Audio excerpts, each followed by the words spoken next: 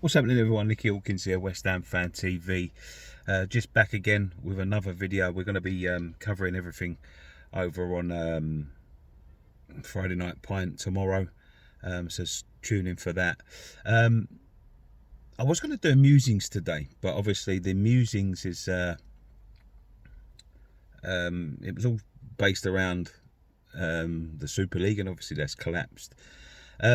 So instead, I thought I'd do sort of an open letter, perhaps, to the FA and UEFA, just to let them know my thoughts on the whole thing, and just to check and suggest how to stop this going forward, because although we've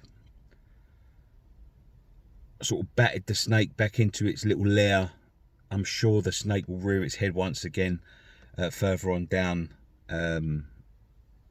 the line. It's a very disappointing time to be a football fan, and with all of the stuff coming out on Sunday about the Super League, and then obviously the fantastic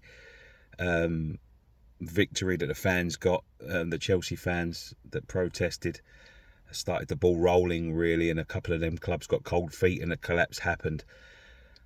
But let's not pretend that UEFA and the FA and the Premier League and Sky are all for fans, because they're not all for fans. They've shown over the years that they have quite a disdain for fans, really. And I feel like they've sort of hidden behind us at the time when they needed, and it's just purely to keep their hands back in the pot. Sky and the Premier League have been treating fans with disdain for a long time.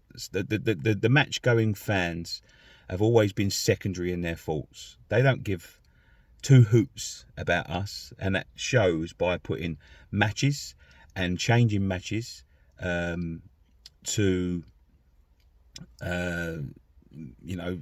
long distances, changing days at short notice, not covering travel expenses when they have to be changed, not covering hotel changes and all of that sort of stuff. And it's a fight that we've been fighting for a long time. All of a sudden, someone tries to hit their pocket, which was, in my opinion, an attack on the history of the game, and an attempt to sort of claw all of that money. And that's the problem with football. It was an attempt to claw all the money for themselves. And I said the problem with football is the fact that when money's involved, they want you to think that you've got the power, and they want you to think that you're doing things for yourself, when in fact you're actually doing their bidding. The FA, the Premier League and Sky have for years disregarded every single fan in this country for their own gain, for their own financial gain. The game is gone. They're right pricing the average working class fan, and they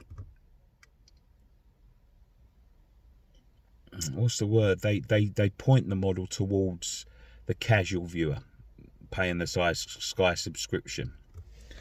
Let's not forget, during a pandemic, and this is a word that I've heard used over the last few weeks, during a pandemic, Sky tried to charge every single fan that could not go and support their club, whether they'd bought season tickets or not, £15 for every game, and the fans refuted that, and they refused to pay it, and they ended up having to back down themselves. Now, all of a sudden, the power and the rights are taken away from the FA, and let's not forget as well that all the clubs in the Premier League were complicit in voting for this, including my own, West Ham United. I think it was only Leicester that refused to, the proposition. But now it's time for a change. There's been a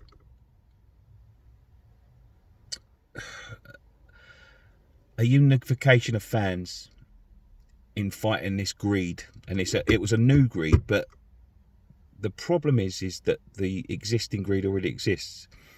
Now they quickly, the UEFA, and promptly changed these rules to do something very similar to what they did in the Super League, and that's been brushed under the carpet a little bit, because I think they've done it as a tactic to sort of, at a time when everyone was concentrated, but they're doing a similar thing. They want to eliminate competition. They want people's histories to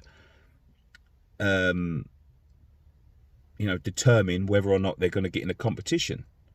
So their proposition is that there's going to be teams that are invited in regardless of their league position, and that's another form of greed. Now the fans have come together, and the only way, in my opinion, to stop this from happening is that independent bodies need to come in.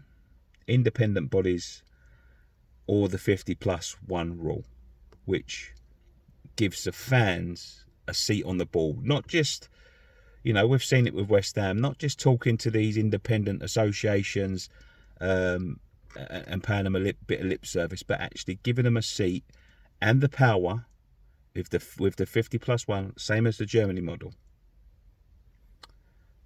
to be able to vote and have a say on these things. All of these apologies and everything else from these top 6 clubs, they mean nothing. They knew exactly what they was doing. If they had any doubts in their mind that they'd made mistakes and everything else, why didn't they consult anyone about it? Why didn't they tell anyone? No, it makes no sense. And what I want to see now is the FA come down hard on these top 6 teams. And people say, yeah, it's not fair on the fans. It isn't fair on the fans. Of course it's not fair on the fans. But is it fair on the fans when a club overspends and they go into administration and they get deducted points? Is it fair on the fans when clubs have to start again? Is it fair on the fans like Bury, who again can't sustain, and their club has to go into existence with no sort of bailout or help from anybody else? Is that fair? Because it's not fair. They do not want to punish it. I mean, these are their 6 golden gooses, basically. 5 golden gooses in Tottenham. That they have to make a tough decision on now. But they're bottling it, it seems. I know there's going to be meetings and stuff and like that, but these need to be sanctioned hard. And it's not fair on the fans, but I'm sure the fans will understand. But going forward, there needs to be a whole reform of the system. Because if you keep on, the fans have been reminded that they've got a voice. The fans have been reminded that they can change things. And I'm just a bit worried now that going forward, there's going to be like a civil war. And the power needs to come back to us. This is our game. We've shown it this week. This is our game. You can do nothing without us, because football without fans is nothing. Manchester City without monetisation is nothing. It's a club playing in a Sunday league. That's all that is. And it needs to be changed now. You need to remodel everything. The money's going to stick around, but fan involvement needs to be now to stop this happening again.